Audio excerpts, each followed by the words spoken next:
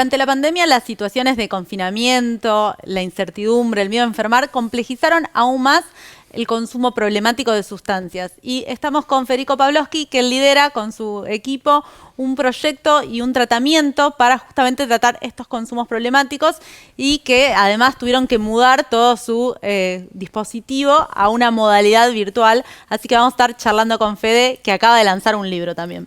Hola Fede, gracias por estar con nosotros. Hola, ¿cómo andan los dos? No, muy contento de estar acá. Bueno, gracias. Empecemos por el principio de que ¿cuándo un consumo se vuelve problemático?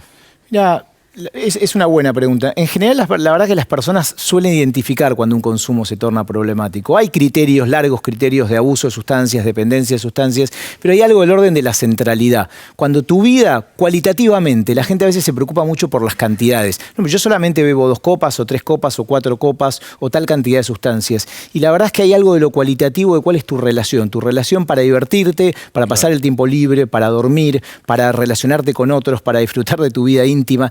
Empieza a ser una especie como de moneda de intercambio permanente, para dormir, para levantarme, para trabajar, y se empieza a establecer. Es realmente un progreso y una situación que va gradualmente, se instala gradualmente, no es algo, nadie desarrolla una adicción, y tampoco hay algo que es interesante allí, que se ha hablado mucho respecto al poder biológico de las personas de desarrollar dependencias. Esto es así, hay sustancias con potencial de abuso, pero también esto se inscribe en personas singulares, contextos, disponibilidad de sustancias, familias, personas que tienen todo el tiempo libre, tienen responsabilidades. No hay sustancias psicoactivas que linealmente producen adicciones. Hay personas que eventualmente caen. Yo diría que, en resumidas cuentas, el consumo problemático podría ser algo así como un consumo más bien regular que intermitente.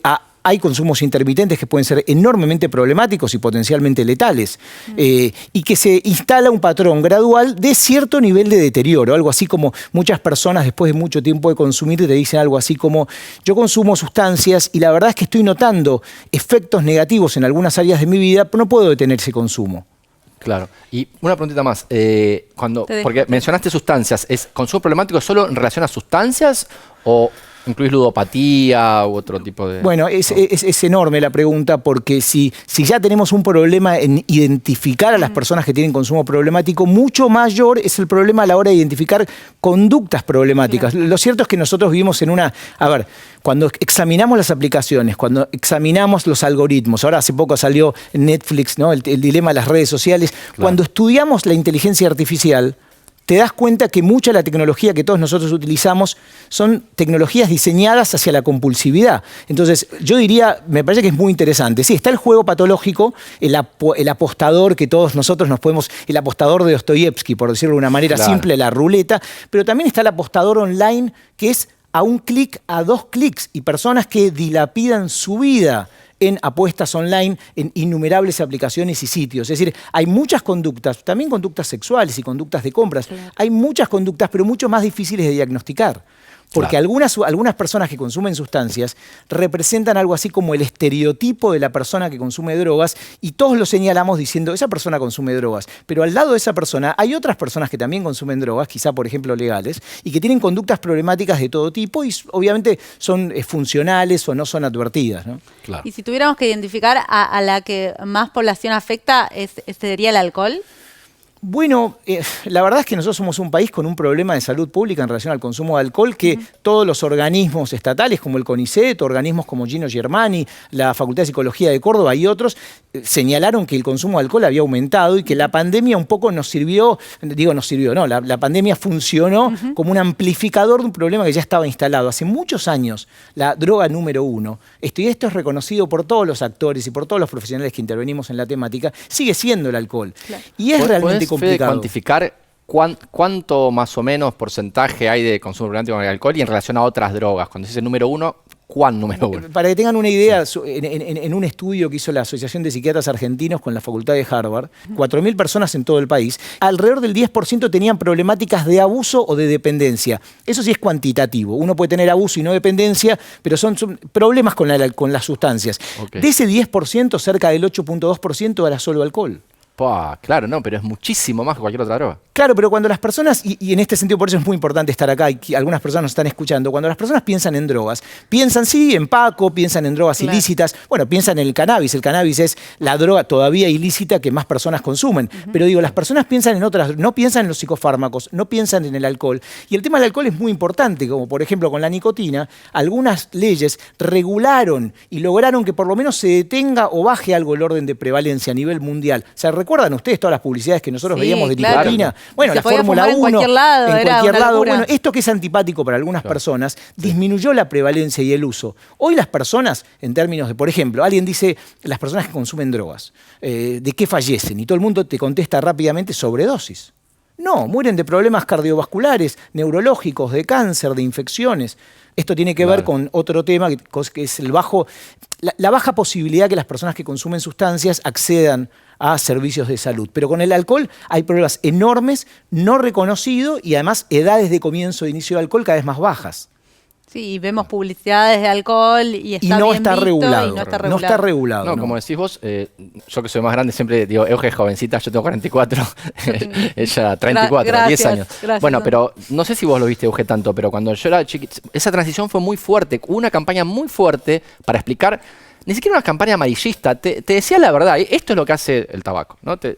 Y eso hizo que culturalmente cambie la postura hacia el tabaco y estoy reforzando lo que dijiste vos en realidad, pero con el alcohol no pasó y es increíble. No solo no hay campañas, sino que en la tele nos bombardea todo el tiempo para que consumamos más. Sí, y además te voy a decir una cosa, hay evidencia. La revista Addiction es una de las revistas más importantes mundiales y hizo un estudio directo entre relevancia de la exposición y la publicidad y las tácticas de la industria del alcohol y el aumento de prevalencia de consumo. Es decir, que se ha instalado un target, que es el público juvenil, y hay un bombardeo. Claro, ahora es interesante porque el bombardeo mediático ya no es a través de los canales que nosotros estábamos acostumbrados, la radio, la tele, eso es marginal. Promociones y además la representación de alcohol, felicidad, alcohol, deporte, alcohol, sociabilidad. La verdad que estas cosas van calando, van generando, un constructo en donde las personas empiezan a relacionar. Y los chicos jóvenes, ahora es muy difícil hoy tener 14, 15 años, salir y no tomar. Te diría, casi imposible, realmente muy difícil. Hoy, y te digo que en mi época de la secundaria también. Ok, bueno, entonces, pero ese nivel de presión se multiplicó, porque realmente ahora es muy difícil salir. Digo, terminan tomando chicos que ni quieren tomar. Y además es complicado. Bueno. Así era medio presión social. Yo empecé a tomar, con la primera vez que tomé cerveza a los 15 años, fue más presión social porque me parecía un asco. Pero me senté a un tonto porque todos tomaban. Ahí sirve también otra cuestión que tiene que ver con la definición de consumos problemáticos. Así como nosotros podemos decir, bueno, hay consumos adultos responsables de sustancias, que es un capítulo que además podemos estudiar y trabajar. Menores de 18 o 20 años, desde el punto de vista de la psiquiatría y de la neurobiología, no existen consumidores no problemáticos. Porque las sustancias psicoactivas, lo que es la maduración cerebral, no termina antes de los 20 y 21 años. Y ahí cuando metemos sustancias, en definitiva generamos más riesgos de consumos problemáticos en la adultez y la verdad que alteraciones que quizá no vayan a ser espectaculares y rimbombantes, pero va a bajar el nivel de productividad, el nivel de coeficiente intelectual, la capacidad de desarrollo laboral, académica, atencional. Entonces es muy importante que las personas menores a 20 años no inicien su consumo. Y el alcohol, vuelvo a decir, es una sustancia. Y Fede, contanos del dispositivo Pavlovsky. ¿En qué consiste? Bueno, el dispositivo lo puedo contar genéricamente, es un emprendimiento de atención ambulatoria e intensiva para personas que tienen consumo problemático de sustancias o conductas problemáticas, yo podría agregar, y en donde justamente tiene que ver con revalorizar experiencias psicoterapéuticas que aquí nadie inventó la pólvora, es algo así como generar una síntesis propia en base a muchas cosas que sí funcionan, las terapias grupales, el abordaje clínico, el abordaje psicoterapéutico individual, los talleres, la psicoeducación y el trabajar con la familia. Porque la verdad, no siempre es la familia, pero las personas que nos rodean, no importa el estrato social, no importa el nivel de educación, siempre hay alguien, un amigo, un compañero de trabajo, un jefe, siempre hay alguien que está ahí diciendo, che, a mí me parece que te pasa algo, hagamos algo con esto. Y es muy, muy importante trabajar con esas personas también. ¿Y cómo cambió con la pandemia el dispositivo? Bueno, la verdad que la virtualidad nos sorprendió en el sentido de que nosotros acabamos de publicar un artículo sobre esto que tiene que ver con que nosotros empezamos a... Nuestra hipótesis era muy negativa, es decir, que cuando pasáramos todo lo presencial a lo virtual, pensamos que íbamos a tener serios problemas. Y la verdad es que empezamos a estudiar la adherencia de los pacientes, la capacidad de ellos de mantenerse en tratamiento y cumplir indicaciones y el nivel de consumo de sustancias. Lo concreto es que notamos que los pacientes seguían en la propuesta terapéutica con herramientas virtuales, diferidas, teleconferencia. Ahí hay un tema verdaderamente interesante, porque todos los profesionales de la salud mental estamos haciendo videoconferencias y teleconferencias. Lo que no está muy claro es qué plataforma usamos y si esas plataformas cumplen las condiciones o no de seguridad. Claro. Lo planteo como una cuestión que estamos tratando de revisar. Claro. Pero Porque bueno, también tuvieron ustedes que aprender todas las cuestiones legales, también sí, de cuestiones legales, mudar. consentimientos informados para hacer videoconferencias. Hay una ley de recetas digitales y de teleconferencia que se sancionó en agosto del 2020. Hay cuestiones de la responsabilidad profesional, de la privacidad, de la ley de protección de datos del paciente. Mirá. Bueno, hay muchas leyes y nos tuvimos que meter y empapar de eso. Y también saber que cuando vos trabajás con virtualidad hay cuestiones que también son riesgosas, que tienen que ver con no violar el anonimato, etc. Pero respondiendo a la pregunta, yo diría, nos sorprendimos en este caso por el nivel de aceptación de muchos pacientes a las propuestas virtuales. Es decir, pacientes que tenían, por ejemplo, una baja adherencia en lo presencial con la virtualidad, vinieron más veces, participaron en sus terapias, casi que mejoró la adherencia y mejoró la performance de muchos pacientes, con lo cual, la verdad, que nos habla de cómo a veces las contingencias también definen nuestras prácticas asistenciales y que muchos centros de salud, muchos hospitales van a tener que invertir en tecnología, porque además la tecnología en muchos casos disminuye las barreras de acceso a los tratamientos. Hay muchas personas que no hacen tratamiento, pues no pueden viajar 2 horas de ida, 2 horas de vuelta. Claro. Es decir, que a raíz de la pandemia encontramos en la tecnología un recurso enormemente válido, que no reemplaza lo presencial, pero lo complementa. Fede, un lujo clarísimo. Ojalá vuelvas muchas otras veces porque es un tema fascinante. Bueno, felicitaciones de nuevo y muchas gracias. Gracias, Fede. Nosotros nos vamos a un corte y enseguida volvemos con más La Liga de la Ciencia acá en la pantalla de la televisión pública. Ya volvemos. Es mega, la liga de la ciencia es alfa, es beta, la liga de la ciencia. Hay un portal, hay un sitio, hay un canal donde el conocimiento toma la palabra. Todo Ciencia. Todociencia.com.ar. Mucho más que noticias científicas. Es nano, es mega, la liga de la ciencia es alfa, es beta.